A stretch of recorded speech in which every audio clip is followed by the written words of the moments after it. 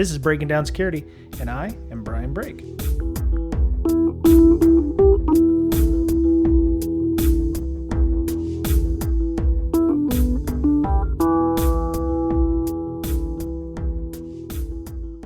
Welcome back, listener. This is Breaking Down Security. I am Brian, and Ms. Berlin is with me today. Hi. Oh, well done you. We're over here. This is a podcast right here. We're talking. I have 3 screens, and I misplaced my screen. You missed. Sorry. Oh, okay. Well, I have too many desktops open. You're elite hack source. You've got to have multiple monitors, I guess. So yeah. Like I can't handle just one anymore. I have 2 24-inch 4K monitors, but then I have a lot of real estate, and it hurts my neck to move. So mine are 28-inch, but they're not 4K. Nice. So how are you doing? You having fun at Derbycon? Yeah, totally. Yeah, I loved that one talk with that guy who did the thing. Yeah, it was great. Yeah. So you're actually. Except I don't really ever go to talk, so I'm there. So. Oh yeah. Well, there was that one funny thing that happened that Right. Yeah, right. I loved that. Yeah, that's unforgettable. So yeah, we're just making generic comments because we're actually at Derbycon this week. There'll be some Derbycon audio forthcoming in the next week or 2, depending on how much audio we did get. We'll definitely have our podcast with podcasters on next week or the week after. I've had people ask about that today. By the way, I know. Want to know when and where it's going to be. Is that fellow podcasters or fans who are trying to crash the joint? Oh, okay, yeah. Good. Okay, all right. Yeah, yes, because they haven't gotten any official info yet, and they're worried that it's not going to happen. Oh, I'm like, it'll happen. It's Bill, isn't it? No, Tim. Oh, okay. Yeah, we'll probably do it Saturday night or something. So, probably early. That way people can still go to dual core and all that stuff. So it's not my bag, but other people like it. So, anyway. So I want to get started. Mr. Betcher's not going to be here. He's got a thing. As a matter of fact, his text said there's too much going on right now. Sorry, dude. And I was like, all right, fine. Oh. I don't know if it was a change window or something happened at work or, family thing. So, hope he's doing okay. I will see him on Tuesday. At least he's not napping. Yeah. Yeah. We caught him napping before a podcast. Yeah. He forgot about. So, so many people in the industry believe that there is a shortage or a lack of talent in the information security realm, and that there are so many jobs and not enough people to fill them. And I don't editorialize much on this show, but I think that is probably bullshit. And I think that we're going to talk about a lot of the systemic issues that we've got on this show, and to do so, we've kind of brought what we consider to be the enemy of the state in many cases here. He's known as a talent acquisition specialist, or to the layman, he's a recruiter. He's based out of Seattle here, and his name is Preston Pierce. So welcome, Preston, to the show. Thank you. Glad to be here, even though I'm representing the evil empire. That's right. No, I'm just kidding. I've known Preston for, I don't know, about 6 months on LinkedIn and stuff, but I've known his father, Tab, who runs Caliber Security up here for, probably about 3 years. About right after I got here, he was running one of the premier job boards in Seattle. So if there was a job that needed to be done, InfoSec or security related or developer related, he had that board. He was actually the first guy who was like, hey, you should talk to him. He's got a job board that's fantastic. So I reached out to Tab, and he took time out of his very busy schedule to have breakfast with me on several occasions. And, I had lunch with him and Preston just a couple of weeks ago, and I thought it would be a great idea to have Preston on to discuss hiring practices, how recruiters actually hire, what companies may not be doing to get proper people, and how we can make that better. So, Preston, maybe you could talk a little bit about yourself and how you got into this. I mean, other than with your father, but I mean, how you started your organization. Yeah, absolutely. So.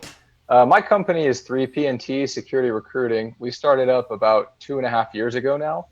And actually, I did get my start doing recruiting within security with my father's company, Caliber Security Partners, prior to opening this business up.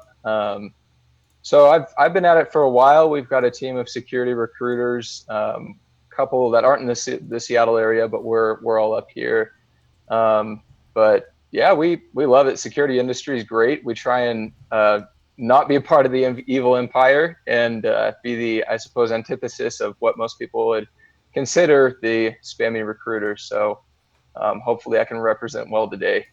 Cool.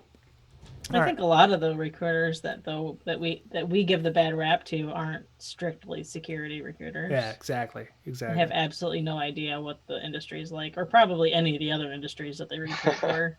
Yeah, I mean, I know several recruiters. Preston, of course, Dan Leiter over at dang it, I forgot what company he works for. But he's a decent enough recruiter. He's actually come out to CSEC East a couple times. He seems to genuinely care about what's going on in InfoSec and staying abreast of those things. And those are the kinds of recruiters that I enjoy talking to. It's the other ones that just email me out of the blue asking me if I want to move to South Dakota for 3 months for a help desk job, which bothers me that they're just spammy kind of people, which kind of. Those are the only ones we hear about. We never hear about the ones where the guy was out of work for 6 months and found a job that actually works for him, and he gets there. So there, I found this before we had Preston on. There was an article I saw on Slashdot talking about U.S. employers struggling to match workers with open jobs. And the synopsis of the story was matching unemployed with the right job is difficult. There are some things employers can do to improve the odds. So there's a chief economist for the site Glassdoor, which is something we can also talk about. He said, U.S. employers often complain workers don't have the skills for the jobs available.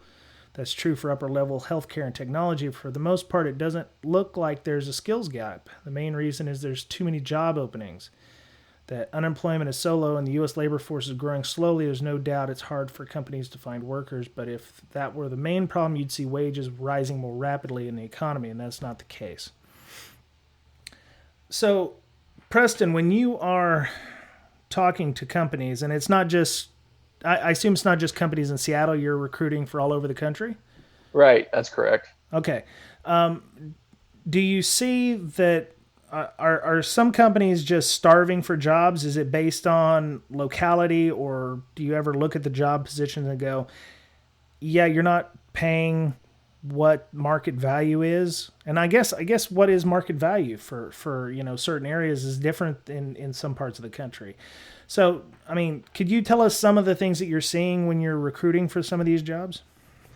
Absolutely. Yeah, you hit on a few core areas that I think are the reason we oftentimes get called in to do work in the first place, because there will be a job posting that's open for 100 or 200 days and they'll have almost no hits on it, which is pretty mind-blowing because people want jobs. And oftentimes the areas of work are interesting enough.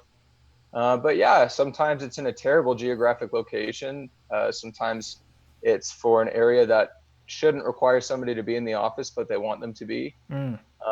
And oftentimes it really does come down to pay. Oftentimes they think that they can get by with paying peanuts and still get somebody great somehow, and it's just never the case. And so it can really be any number of things, but I would say in the end, probably the biggest factor in jobs going unfilled is the price. I think too often management teams just, whether they're on a low budget or what have you, the price is just not there, and you can't hire somebody if you're not willing to pay the market value at least. Mm-hmm. So, okay. So I know that like places on the West Coast, like in San Francisco, if you're not getting paid at least $180, you're going to be living in a cardboard box on the side of the road. Whereas $180 in some place like, Missouri. And $180 here would be amazing. I know, right? Like, so okay. My cost of living is so low. $180, I could live in any house in my town. Yeah. So we talk about that. The first thing that people ask is, one, where's it located, and two, is it remote? Why is it that the culture these days of many companies, why do they believe that you have to have an ass in a seat? Oh, great question. Is it a management thing? Is it a management style? Or is it just they don't have the technology in place to do it securely? Or they just really want to see people? They want to be able to walk down the hallway and say, hey, Bob. I think it's all of it, honestly, but I'd say the biggest factor from my perspective is management. I think it really boils down to an ability to manage people, and not just manage them, but feel competent and comfortable in managing people remotely. It's a certain level of trust associated with the employees and with the team that oftentimes I don't know that management is super capable of fostering. And I'd say that's where it breaks down the most is, sometimes there isn't the technology in place. But for the most part, it is there, and there can be a way to do it. It's just that they feel productivity is going to be raised, collaboration will be enhanced and bettered if people are in close quarters, which may or may not be the case depending on the position. But I also think for the most part, it comes from even higher up beyond a security team, certain company policies or procedures that they want to roll out, that they're pulling back on remote workers, and they just don't realize that for certain areas of work, like maybe a pen tester, it doesn't really matter that they're in the office, and It might be extremely convenient not to be there during business hours. Right. Yeah.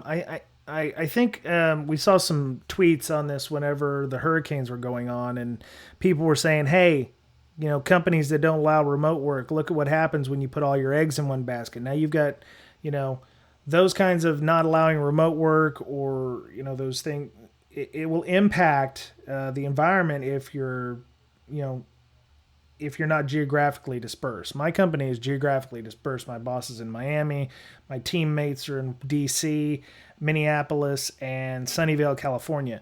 So if one of us gets sick, we're not going to bring the rest of the team down with our flu, Or if there's an earthquake in Northern California, the other three people, we're concerned about our teammate, but job can still go on, So these companies that want remote work, I find interesting. It's like companies you wouldn't think, like Yahoo, before their implosion, they asked everybody to start coming back to work.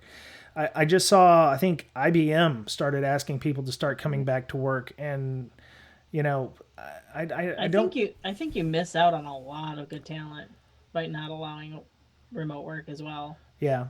Like not a lot of people, not everybody can just pick up and move. That's true. And if you're willing to pay them what they want, but you're not going to let them work from home, you may miss out on a really good candidate. Mm-hmm. Yep. Yeah, and I get, when I worked with Mr. Betcher at the payment card processing company, I was one of those people where I could not be at home. I had to be in the office. I craved the human interaction.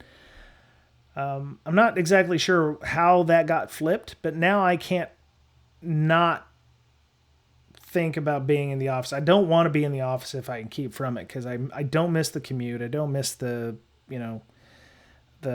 interaction with people, because there's so many ways of interacting. We have chat, we have TeamSpeak, we can get on Zooms, we can talk to people. I've got chat all over the place. So how would a company that has historically had an ass in a seat move away from that and allow people to work remotely? Because obviously that hurts the recruiting process, especially if they're a highly technical person and you're looking for those people. Yeah, I mean, to second Amanda's comment, I absolutely agree that it's detrimental to hiring if you're not going to be willing to allow remote work. I don't think there's been a single instance that I can remember off the top of my head where I've said, I think this person is one of the best I know in application security or what have you, certain area, and they don't work remotely. Every single one of them does that I know. So really you're cutting off the top end of your talent if you're not going to allow that. But to your question, I again think it's going to go back to management. I think it's going to crumble if management isn't prepared for a team to go remote. I think we've all had managers who micromanage or who mismanage. And I think that's probably inevitable if somebody isn't used to working with a remote team or isn't comfortable with that idea. And probably if there aren't active measures being taken to ensure productivity and to ensure collaboration. If there aren't any tools being used, then obviously that's going to be an issue. We do need those areas where we can have our chats or our Slacks or our Zooms or whatever. And if that's not in place, I think it will crumble. Right. So when a company asks you to come in and they're like, hey, we've tried hiring people, but we're not very good at it, or we're not happy with what we're getting in the job pool. How often do they actually listen to the recommendations that you make? And what kind of recommendations do you make for companies when you come in? Do you ever look at their company and go, okay, look, you guys are going to have to do X, Y, and Z, or, do you ever make recommendations and do they actually follow them? Yeah, that's a great question, and probably one of my favorites, because it's half and half. Half the companies, well, it's not half and half on wanting to make recommendations. That's almost always, actually. But as far as companies being willing to take the advice, that's not as common as it should be, and not as frequent as I would like. And really, we do have a unique perspective being security recruiters, where we're constantly surveying the market. We're constantly seeing the movement that happens, what people's interests are, and we're talking to people all day. And it is a little bit ironic that teams who have struggled to hire the talent won't take advice on hiring the talent from people who hire the talent. Right. But yeah, it's very frequent. Recommendations stemming from rewriting a job description to pay, switching up how much they're paying, or certain other benefits like remote work. I've worked with some great companies who do take those to heart. I worked with a pretty, probably a mid or large size organization, and they were great. They were a security firm. They were willing to get, I believe it was the vice president of the company, on the phone to talk with us about what we were seeing and to implement some changes. And that was impressive. I thought that was a great move, because they were willing to recognize that they didn't see everything and that they needed to be willing to learn. And as a result, their hiring improved a lot. Nice. And I think that's a model that should be adopted much more frequently. Yep. So let's. I want to go back there. You were talking about job descriptions. So when they send you a job description, is there a specific format you like to see when you're doing those? Do you ask for what the pay rate is, or do they give you one? And how do you tell them that either yes, this is good, or you're not going to find somebody for this money, or how do you do that?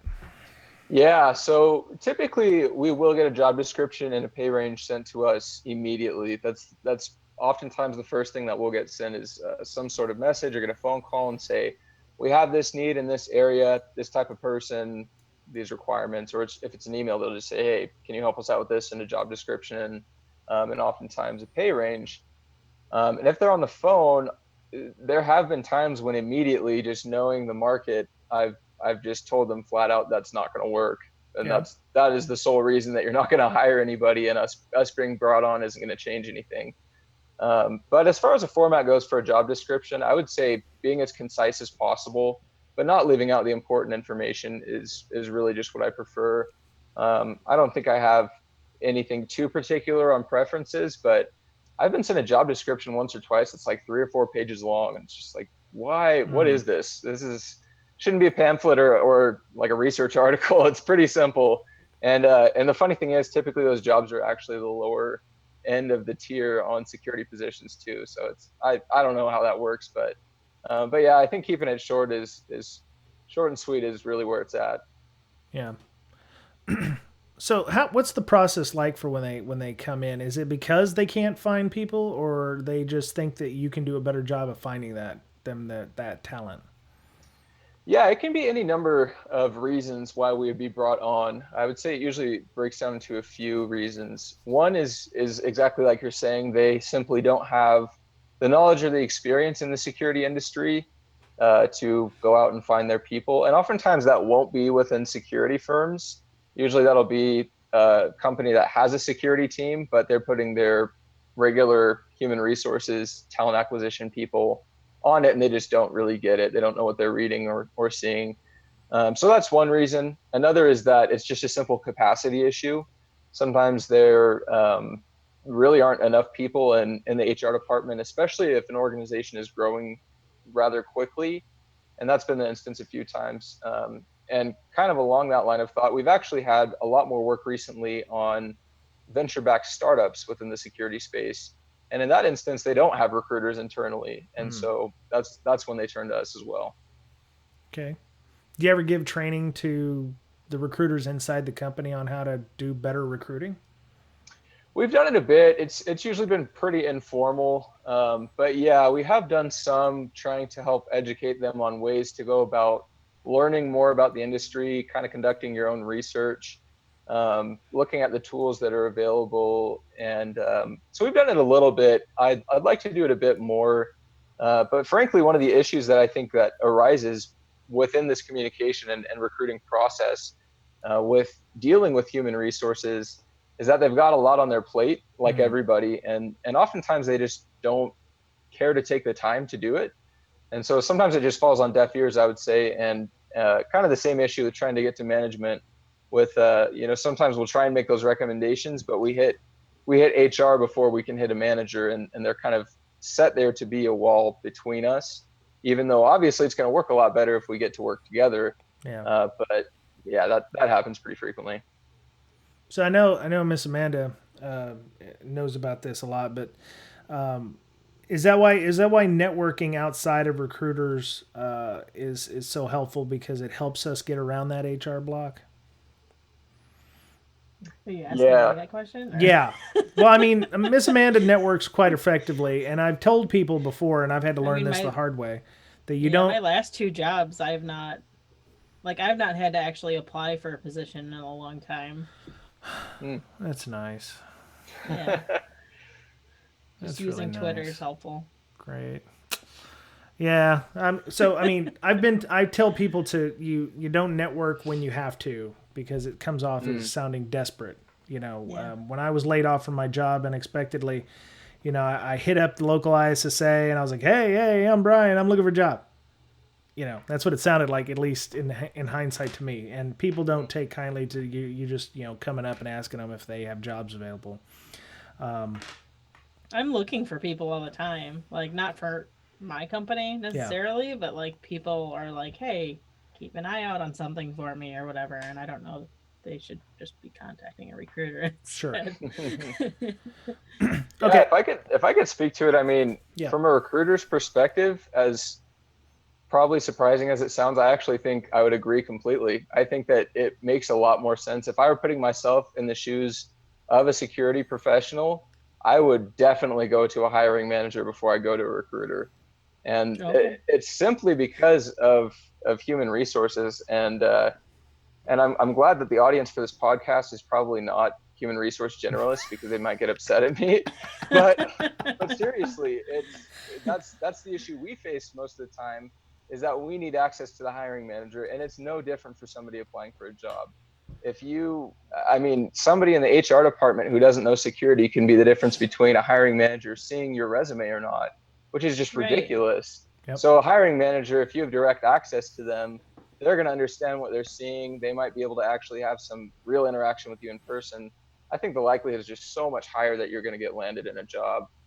Nice. Yeah, I was talking to a friend of mine about that yesterday, that the bigger hurdles to get past HR and to somebody that actually knows what you're talking about. Yeah. And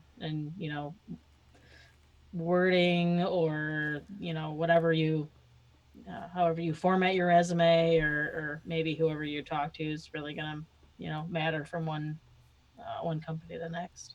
Yep. Yeah. I mean, if you can get a hold of the people who actually work there, not necessarily the hiring manager, but if you can get a hold of somebody who'll be like, I'll give the resume to my boss. That's always helpful. If you can get those, the people who are, I don't want to call them the LinkedIn open networkers, but if you can get somebody who's a helper who wants, to make their company better, and they think that you can help them do that, then, you've pretty much got it made. So. Yeah. Right. All right. So you said you only deal with HR. Do you ever deal with the hiring managers at all? We do. I just wish it was more. It's kind of it's a sore spot, and that's probably why I brought it up so much. We do, yeah. It's probably, well, what I'll say is, in any engagement, we do interact with the hiring manager to some extent. Usually there's in the process, we'll have a pretty detailed, lengthy phone conversation or multiple conversations to where I get to ask them pretty pointed questions on what the real needs are beyond a job description, what the requirements are, what's preferred within a job description, and what's fluff in a job description, because there's almost always fluff.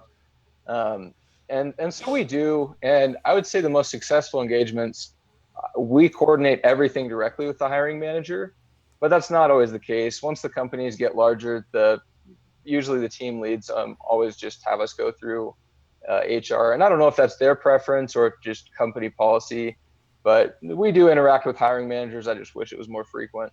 Yeah, that's cool. So we have, I have 4 things that I'd like to talk about with blue teamers, managers, recruiters, and people in particular. So let's say I'm a blue teamer at a company, and I find out that we need more people, or that we're looking for people. How important is it for I don't know how to call them any other than the rank and file, or like the people who are in the trenches, to look at the job descriptions and maybe the job description that they used when they got hired needs to change, because you may not get the people that you need. Because my job is vulnerability management and pen tester, but we needed a pen tester, not a guy who has pen tester tacked onto the end of his name. So the job description for me was different than the one that I used when I told my boss to hire a pen tester. Do the people in the trenches need to look at those job descriptions from time to time to make sure that they're still useful for the industry and for their company? Absolutely. I mean, who better to look at the job description than the person performing the job? Yeah, managers or human resources or whoever's detached from the daily duties of the job aren't going to be as connected with those requirements. And so I couldn't agree more. And I would actually say that's not as common as it should be. I don't really hear of that happening too frequently. But yeah, I think it's when we get detached, or there are layers removed from that specific job, everything starts to get convoluted. How often do you think that this should happen? I mean, in InfoSec, it tends to move faster than some industries. You don't just hire for information security, right? You do like project management and those things. Yeah, so we only do those types of roles if it falls back to security. So a security PM, or if it's within a security company or a security team, we'll do it. Like we've done security sales roles or security technical writers. Right. So yeah, but if it's outside of security, we don't touch it. Okay. So what I was saying, what I was trying to get to was that some industries don't move or innovate as often, so there's not really a need to change job description as quickly in a job where the job is fairly static. Like, I don't want to say project management is a static. I don't want to say project management is a static industry or position type, but there are certain milestones and markers that a PM should know and have. It's just the ancillary stuff, like, do you know anything about securing networks or something? But manage resources, manage money, manage time, must have experience in project management.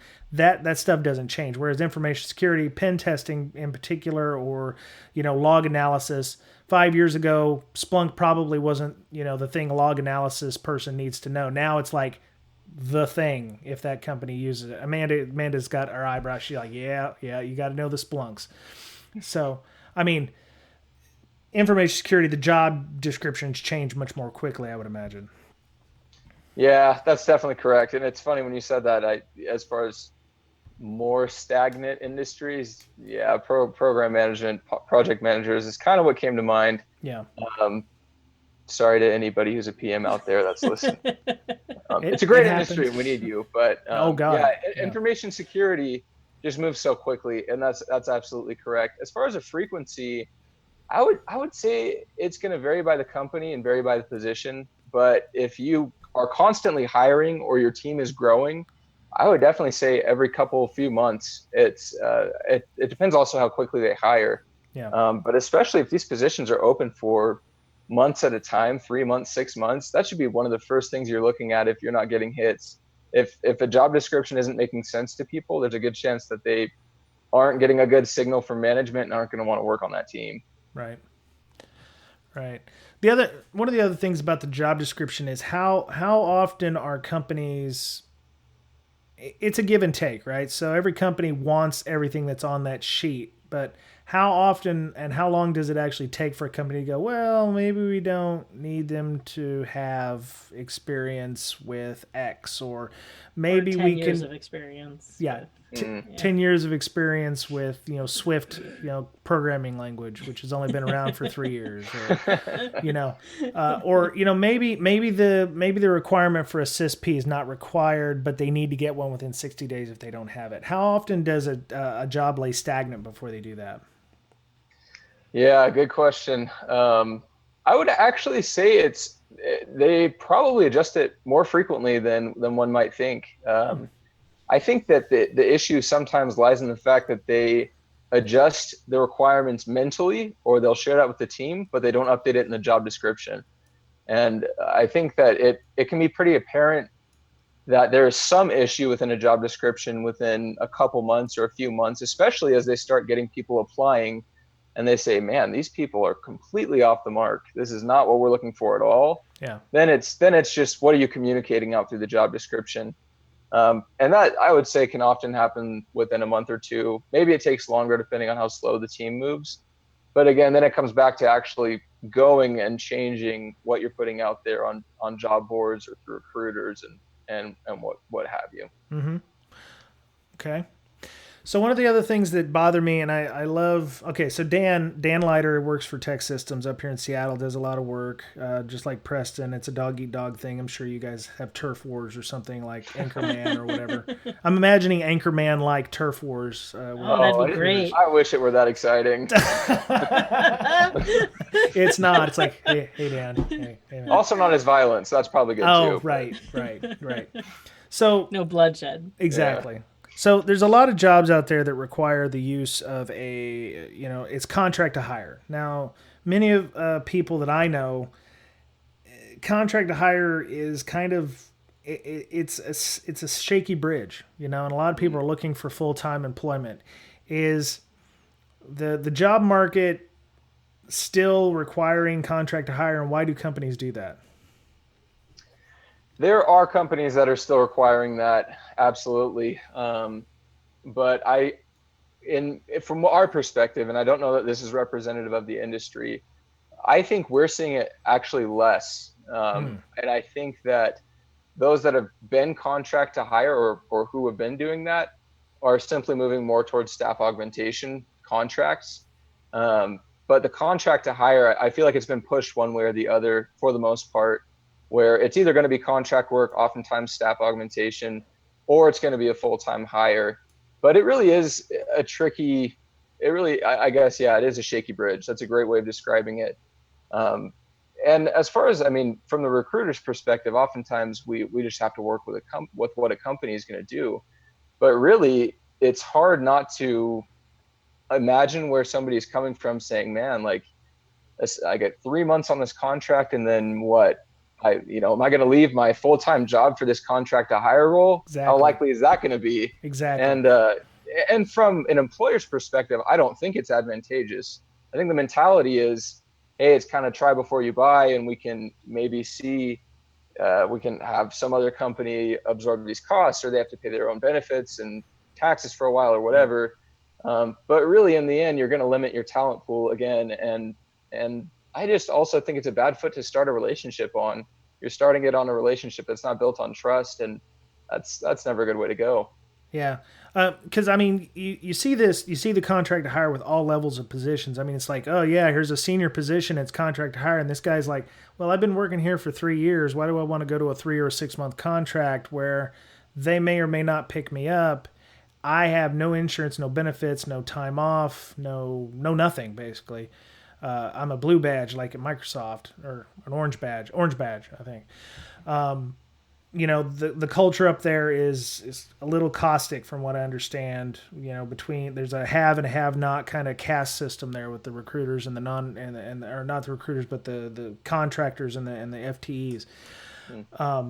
That can be something else you gotta worry about when you're hiring for companies like that. Would a contract to hire position be better for more of a junior role than it would be for a senior role? Yeah, I could see why it might be more appropriate. I think if you do your research enough, in most cases you can avoid contract to hire. Yeah. That's my personal philosophy. That's cool. If you know what you're doing and you know the market well and you're thoroughly vetting people and giving them a good scope into what the work is and viewing their work, I think you can avoid it in most situations. But yeah, if it's a question of would it be more appropriate for a senior versus a junior position, I absolutely think so, because on a senior position, there should be a lot behind them in their work history and I guess what you could kind of deem a portfolio, if you will, sure, of work that somebody's done, and that should be able to speak for themselves. I don't think that you should think it's so risky on bringing somebody on who's been in the industry doing successful work for 10 years. It's just kind of stupid. And honestly, in some regards, I think it could probably be seen as insulting sometimes. But for a junior, maybe it's a good way to get your foot in the door at a bigger company or a company you've been wanting to work for. And I don't think that's experience. Yeah, and getting experience. It could be a great thing. Yeah, and I see that in InfoSec. We don't have a lot of like junior positions. Everybody on Twitter keeps talking about the junior pen tester, which is like the holy grail of like you want to get into pen testing, but you're not a senior pen tester. Everybody wants, but you have no idea what you're doing. Yeah, well, okay, so let's say a company wants a junior pen tester. What kind of skills would a junior pen tester need to be able to be hired as a junior pen tester? I mean, obviously. Where would somebody who was a junior pen tester come from? And I'm asking both of you because Miss Amanda is going to be hiring people for her defense team at the company she works for now. So we'll go with Preston and we'll go with Amanda.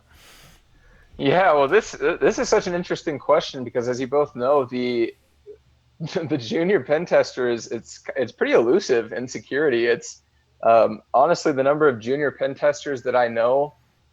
It's extremely few, if any, because by the time I know them as a junior pen tester, they're probably a senior now. And so it is tricky. I think largely it comes down to an issue of companies wanting somebody who's already pre-trained and super skilled already and not really willing to bring people on to train them up. And there are certainly teams and companies who do that, but not typically the ones that I think work with recruiters like us. Right. But I would say they've got to be able to work with kind of lower levels of expertise within testing. Don't try and require somebody to be doing code reviews if they're a junior. Maybe if they happen to come from like a software development background, that could be appropriate. But for a lot of people, it's just too much to ask and it's not going to happen. Right. So it does come back, I think, to having lower and more realistic expectations and kind of the lower level testing that people can maybe help on a project with, and not to expect to hand somebody some huge testing project from the get-go. Cool. Amanda, how about you? I think a junior pen tester would just need a lot of hand holding. Maybe somebody that's straight out of college that's going to be shadowing a lot. But I know a lot of companies want to build someone green like that to their own methodologies and make it so they don't pick up bad habits in like a big box place, or maybe they want to groom that person to how they want pen testers to be. Cool. So they might not have to know anything at all. If I ever wanted to switch to offense, I think I would have to start in a junior pen tester role just because I think I suck at offense. But then if you see some other people that consider themselves senior pen testers and don't actually do pen testing, then it really depends on the company and what the skill set are. Right. Cool. All right.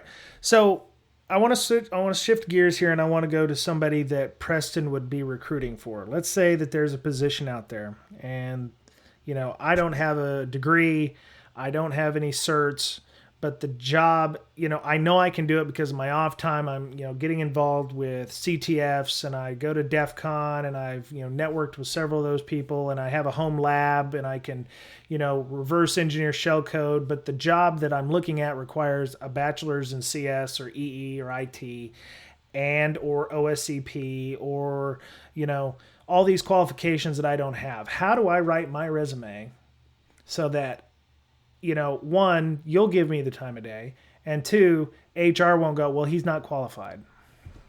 Yeah, great question again. I do think a lot of that will come back to your resume, but and I'll come back and speak to that. But one of the things that I'd say too is to try and be proactive and do the business thing and go and try and make connections with that HR team or with the security team or even the hiring manager or the team lead, whatever. Mm-hmm. And try and send some of that forward. Say, hey, just go check out my Twitter. It's blowing up all the time. I'm super active. Or go look at, maybe if you're in application security or something, maybe you've got an active GitHub and you're doing something cool on there, whatever. I think those things to anybody who's really in the industry speak a lot louder and a lot more profoundly than something like certain degrees from a university. And so I think, for one, go be proactive, do the networking thing, and try and, before HR can shut you down for not having some silly qualification, go make your case, make them think about it more deeply and reconsider it. And as far as a resume goes, resume building takes way too long and nobody likes doing it, but it is really crucial. I would say just try and speak to the projects that you've worked on, especially if it's specific to the position you're applying to. Talking about projects and accomplishments and just different things that you've done that really speak to your abilities, I think that can go a long way.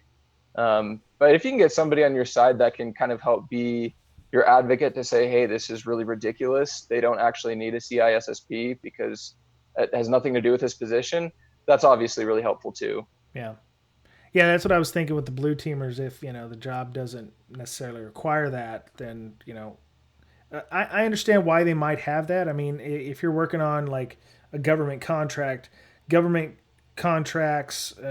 agencies often require, the 8520 certification or CISSP to, say that they're good to go with regards to security stuff. If you're an auditor, CISA might be something you'd be required to get for PCI or for HIPAA, auditing or whatever. But yeah, I see a lot of these, and I did this, I did this, a couple years ago even. I was looking at jobs, and I'm looking at these job descriptions, and I'm like, oh, I'm not qualified for that job. So should I go ahead and apply anyway, even though I may not have all the qualifications in place, because companies may be willing to barter on those things? Totally apply every time. First and foremost, if you think about it, applying to a job doesn't take too much, especially if it's like kind of one of those quick applies. Right. Not all of them are super fast, but depending on where it goes through, sometimes you can even just apply with your LinkedIn profile, which may or may not be advantageous, but it is fast. Right. But yeah, what I would say is that almost any job description is going to come with certain leeway. I've never encountered a situation where they're absolutely set on every requirement on the job description.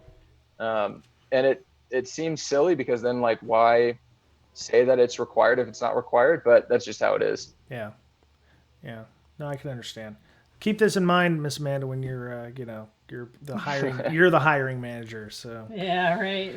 All right. So I think the only thing I've got left that I want to talk about is the So when I did a carve of my LinkedIn recently, because I'm taking my resume to Derbycon because they're doing resume review there. Miss Amanda's actually one of the reviewers. I'm hoping, I don't mean this in a negative manner, but I hope I don't get you for the review. I know you. I can have you do it anytime. See, what? So well, then why haven't we done it already? I know. I'm sorry. I'll give it to you. But it was like 9 pages. And somebody said, hey, you probably shouldn't have a 9-page resume. And I'm like, well, I've got a bunch of stuff on there. I'm 15 plus years into my career. I started in 1997 when there was nothing. I don't think being old is an excuse to have a long resume. That sounds like discrimination, ma'am. Are you discriminating against me? Ageism. Yeah. No, I'm just kidding. It's a thing. So, I mean, what can people do when they have this 8-page resume to pare down, and what can they do to make it more concise and make it better? Because obviously, you don't want to look at an 8-page resume, and you don't want to give an HR department an 8-page resume because they won't read it. Man, I don't think you want to make an 8-page resume either. I think we could start there, but at least I would hope. It's an overachiever. No, I think in many instances you can kind of make a decision to cut off your experience at a certain point. Really? If it's not relevant to a job, if you've got experience for 15 years and the first 5 years of your experience isn't super relevant, maybe it's somewhat relevant, you can sum it up in just a little paragraph at the end saying prior experience to this was whatever, was a network engineer doing this, and maybe somebody's going to like seeing that. There are certain instances where that's great to see that they come from a certain background, but you only need to know so much. Right. I mean, when it comes to resumes, obviously, always having the most relevant information to that position is key, while still being yourself. Obviously, not keeping it authentic. That's key. But yeah, I mean, just trying to be as concise as possible. Getting rid of any of the fluff, and really, I think having other people review it is one of the best ways to do it. Right. So I think that's great that they're having that resume workshop. But yeah, I think sending it to however many people are willing to look at it, awesome idea. Yeah. You want to fly to Derbycon, Louisville? You can. You paying? I'll be there. I don't think they pay, but I mean, you being there as a recruiter, I mean, there's a lot of talented folks there that tend to know things. No, maybe if I had planned it better, but at this point, probably not. That's okay. We've got B-Side Seattle and HushCon coming up in the next few months up here in the Seattle area. So, there's always options there. So, right. Miss Amanda. I was just looking at mine. My resume is two full pages. Oh, that's 2 full pages. It's a good length. I like that. I think it's probably because of the way that LinkedIn exports the profile out. Somebody told me that you should make a shorter paper resume, and then if they have more information or they want to know more, refer them to your LinkedIn. Yep. Which may be the option. I don't know. Or just give them one piece of paper just with your LinkedIn URL. There you go, and a smiley face. Check me out. Yeah. Or maybe you tape a $50 bill to the paper and hand it. Yes. Yeah. So, Ms. Amanda, do you have any other questions for Mr. Pierce? I did.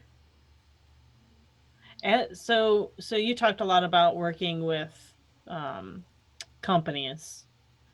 Do you ever have just regular individuals reach out to you, and like at what point should they? Oh, all the time. And I'll actually have people pretty frequently ask how much it would cost for us to represent them and to work with them. And I always just work with them for free. That's not really how our business operates. And really, I prefer to give back where we can anyway. But people reach out to my team and to me all the time. I think it's appropriate to do that at any number of stages. It was either yesterday or the day before.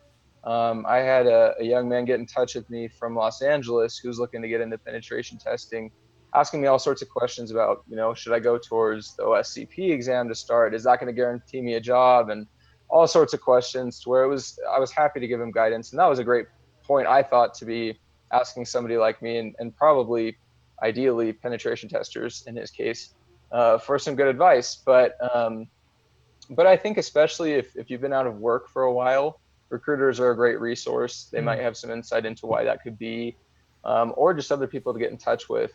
Recruiters have a pretty extensive network. But yeah, I absolutely have people get in touch with me all the time. And I'm almost always, unless I'm just happen to be busy in that moment, I'm always happy to take the time to look at somebody's resume or their LinkedIn or what have you, and to give some pointers. I don't think it ever hurts to reach out to someone. Very nice. Very nice.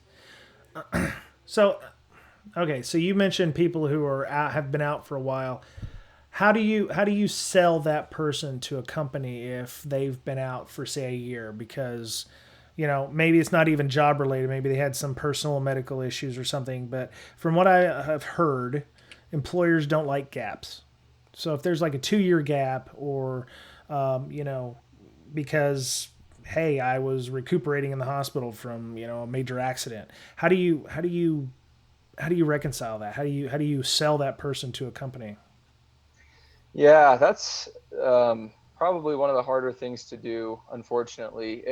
You're right that employers are very hesitant to take people who have gaps in employment.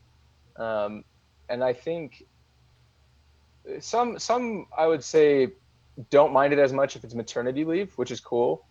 But yeah, most of the time people are pretty hesitant. They think that if you've been out for a year, you don't know anything about security anymore, and oftentimes won't want to look at you. But yeah, I honestly don't have a silver bullet for how to sell that.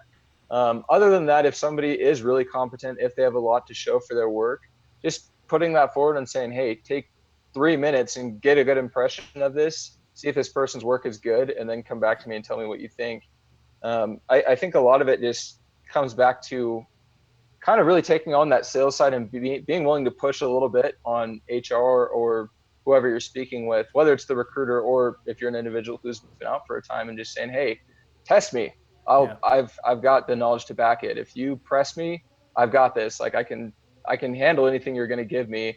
And I think most people are going to take you up on that. It might take a little bit of courage, and it sometimes is uncomfortable, and most of us don't love sales. Yeah. But it is something that you need to do because employers are difficult in that regard. Cool. All right. So what I'm hearing is if you have a year or two gap in your resume, to just blame it on maternity leave, because they're not going to ask any questions. But what do I do? No, it's paternity leave at that point. Oh, right. There you go. Okay, I was Mr. Mom for a while. But I mean, depending on the job and the industry, you can do things on the side. Right. Oh yeah. Like I mean, I've done more projects on the side than I have done like an actual job in the last couple of years. Okay. So that's another good question. You got all this experience on the side. Where do you put it in your resume? Because I've been putting it as my current job. Like, I do this stuff, but I also have this. The podcast I put separately now because it's kind of a thing.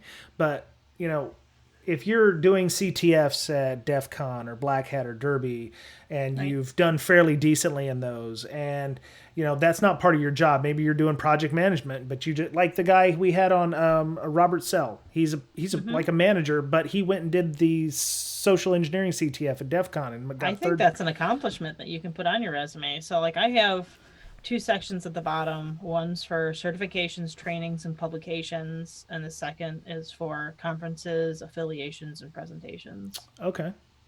So, I mean, I think anything big like that should definitely go on there. Yeah. It's a good selling point. Yeah, but I mean, how does that translate to HR though? I mean, I don't know.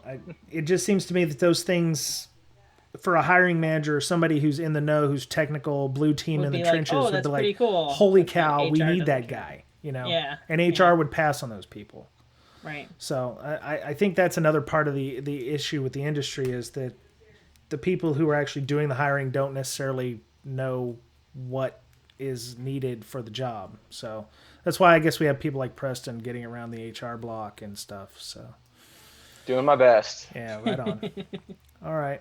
Well, I don't have any other questions for Mr. Pierce. Amanda, how about you? You got anything? No. You want to have him help you? Can I just send you the whole list of people that I have? Yeah, I was like, that are looking for jobs. Yeah. Send it over. Seriously. Nice. Yeah. So you hire in the U.S. Do you ever hire overseas too? Because we do have some international folks as well. Do you have any companies that are looking for overseas folks?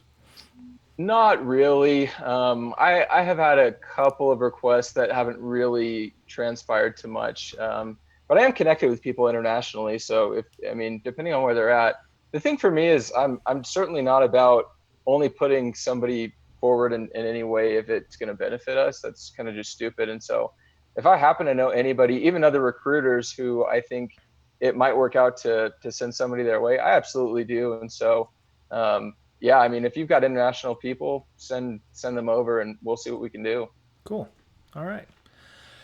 Well, Mr. Pierce, if people are looking for a job or they just like to talk about recruiting, maybe they want to become a recruiter, are you guys hiring for recruiters? I mean, how does recruiting for a recruiter work? Yeah, that's a great question.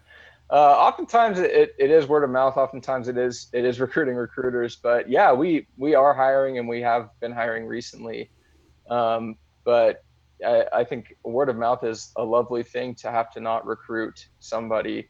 So if somebody is listening to this and they're a recruiter or aspiring, get in touch with us. But yeah, oftentimes it will come down to finding somebody who, I think for recruiting more than anything has the desire. Recruiting isn't that technical. I mean, I'm not going to pretend that it's some wizardry. It really, I mean, there is learning like anything. But more than anything, it's being willing to sit down and do the research and to actually learn and be dedicated, and to have enough interest in an industry like security to go and say, hey, this stuff is amazing. This stuff's really cool. So really it's just trying to find somebody who shows that level of determination and interest, and then usually it's a good fit. Yeah. Got to build rapport with people. Yeah. Right. Okay. Cool. So how would people do that? How would people contact you if they wanted to do that? LinkedIn's a great way. You can look me up, Preston Pierce. Otherwise, just shoot me an email, preston@3pnt.com. And the and sign is spelled out because we don't do ampersands in emails. So, but yeah, feel free to shoot me an email, get in touch through LinkedIn. I'll always be responsive. I'm always on them. Okay. Are you on Twitter or anything like that? The business is, I haven't been on Twitter in a little while. I get a little too distracted. It kind of makes my productivity drop a little bit. So if we're being honest, I have no idea what you're talking about. No, I don't know what you mean. No idea. No idea. Yeah, it's a personal decision. I miss it sometimes, but I'm like, I need to back off. Yeah. So I've done that. Me too. I only last like 2 to 4 days. Yeah. Plus the whole Equifax thing. We're recording this on the 14th, gosh. but the whole Equifax thing came up again today, and there's a lot of drama. So yeah. Oh yeah. Miss Amanda, if people wanted to contact you, maybe for a job at your new company, or to discuss resume review, which apparently you do. So You do. How would they go about getting a hold of you? Well, you can come find me at Derbycon. Yes, we're having a good time there. You right should now, be listening so. to this podcast during, I'm guessing. Exactly. Right. Or on Twitter at InfoSyster, INFOSYSTIR, or on our Slack channel. Yep. Excellent.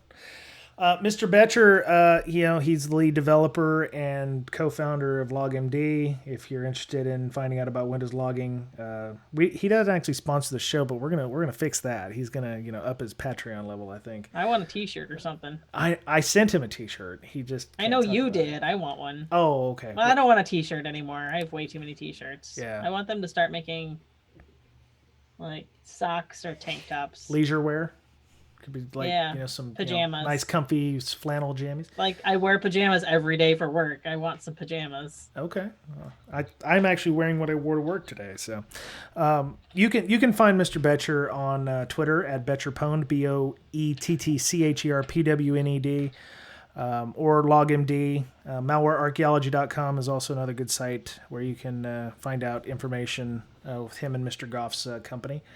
The official BreakSec podcast is at BreakSec on Twitter, BRAKESEC, and you can follow me, Brian Break, on Twitter at Brian Break, BRYANBRAKE. We have a Slack channel. You can sign up on our Slack channel by going to breaksec.signup.team. We have a job board on there. We're not trying to take anything away from Preston, of course, but we do have people of our almost 700. Almost 700. Holy crap. Right. 696 people. I told 3 new people about it yesterday. Shut up. Wow. Very nice. Thank you, ma'am. We have a job board. So if people have jobs, and these are the hiring managers and the rank and file blue teamers in the trenches that can help you get past the evil HR people. I think we've moved the goalpost for evil away from some of the recruiters to HR now. So Now we need to have an HR show. So I don't know. Some recruiters still piss me off. well, they will continue to do so. But yeah, if you're interested in trying to find a job, there are several positions on there. breaksec.signup.team. We also have other channels. We have a general channel. We will have a dedicated Derbycon channel with about 20 people in it right now. If you are at Derbycon right now, join us on Slack and come into hashtag Derbycon, and we'll be in there, and you can talk to us without having to install some kind of encrypted comms application or something. We also have a PowerShell. We have a Python channel. My meetup, CSEC East, we have a dedicated channel for that. We have all kinds of stuff. So, we've got a bunch of people on there, a lot of interesting people. Book club is still going on. That meets on the 27th, but we've got somebody running that, so it's a good time. So, that was it. Thank you to all of our patrons who give us money, put a little money in our tip jar every month for the show. They find value for that, so they give us a little value back, and we appreciate that. That pays for Libsyn hosting and the time to process the show and all the time that I'm wasting on Twitter and Slack apparently. So we appreciate them. So you can find us on iTunes, Google Play Store, TuneIn Radio app, iHeartRadio. We're pretty much everywhere. In the show notes, you can find all the other places where we are, YouTube channel. So that was it. The next podcast you hear will probably be some Derbycon audio or our podcaster with podcasts, podcaster podcast. That'll be a good time. That's our 3rd annual, I think. So we're looking forward to that. It gets better every year. So that was it for that. Yeah. Oh, sorry. No, that's okay. I look forward to seeing Miss Amanda next week, or right now. Now. We're probably having nachos or something at next year. Anyway, so that was it for Breaking Down Security. I'm out. Okay. Have a great week. Be nice to one another, and we'll talk to you again soon. Bye.